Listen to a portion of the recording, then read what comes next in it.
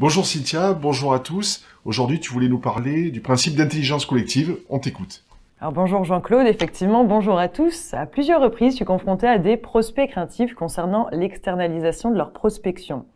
Donc en effet, il arrive régulièrement que l'on me dise « Oui Cynthia, ça m'intéresse, mais étant donné que je n'ai jamais, ou du moins peu prospecté, je ne sais absolument pas comment mettre en avant ma prestation ou mon offre, donc c'est plutôt difficile pour moi de me projeter. » Alors oui, en effet, vous avez raison, prospecter, c'est un métier à part entière. Mais pas de panique. Face à cette problématique, la solution la plus pertinente reste l'intelligence collective. Alors l'intelligence collective, qu'est-ce que c'est ?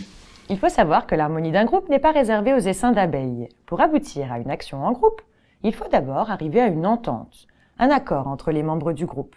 Il existe une multitude de moyens pour y parvenir et la plupart sont basés sur l'enrichissement d'idées. Donc les idées se confrontent, évoluent et profitent d'un enrichissement significatif jusqu'à ce qu'elles puissent être effectivement réalisées par le groupe.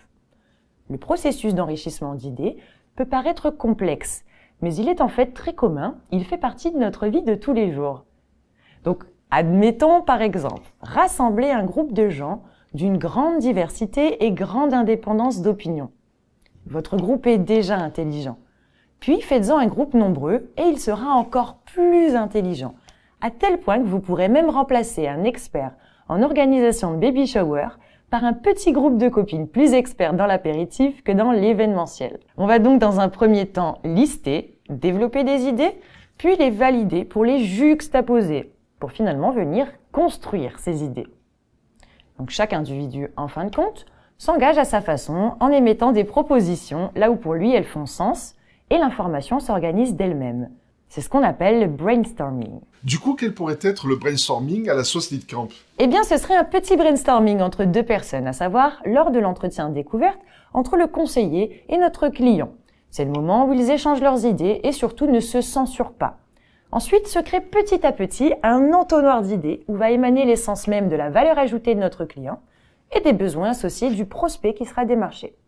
C'est dans cet esprit que sera élaboré le scénario de prospection pour aller chercher le plus de pertinence possible dans la campagne personnalisée. Pour conclure, que vous ayez peu ou pas du tout l'habitude de prospecter pour votre petite, moyenne ou grande société, nos consultants sont là pour pallier à cette carence et vous accompagner pendant toute la durée de notre collaboration.